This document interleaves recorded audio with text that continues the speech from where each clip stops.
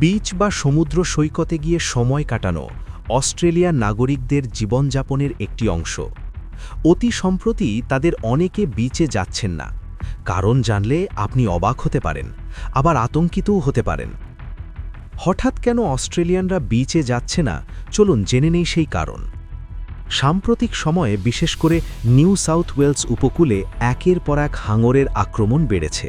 এতে মানুষের মধ্যে স্বাভাবিকভাবেই ভীতিকর পরিস্থিতি তৈরি হয়েছে। সিডনির Point Plomer, Manly beach, Dee Why beach ও নর্দার্ন বিচ সহ ডজনের বেশি সৈকত অনির্দিষ্টকালের জন্য বন্ধ ঘোষণা করা হয়েছে। খোলা সৈকতগুলোতেও টানানো হয়েছে লাল পতাকা। এর অর্থ সাঁতার ঝুঁকিপূর্ণ। ভারী বৃষ্টিপাতের কারণে পানি ঘোলা হয়ে গেছে। এতে হাঙরের দৃষ্টিশক্তি কমে গিয়ে তারা মানুষকে শিকার ভেবে ভুল করতে পারে বলে আশঙ্কা বিশেষজ্ঞদের।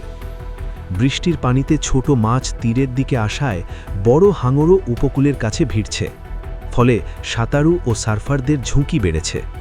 এই সময়ে সমুদ্রে না নেমে সুইমিং পুল ব্যবহারের পরামর্শ দিচ্ছেন লাইফ সেভার ও বিশেষজ্ঞরা। তাই ভ্রমণপ্রিয় অস্ট্রেলিয়ানরাও আপাতত সৈকত এড়িয়ে চলেছেন।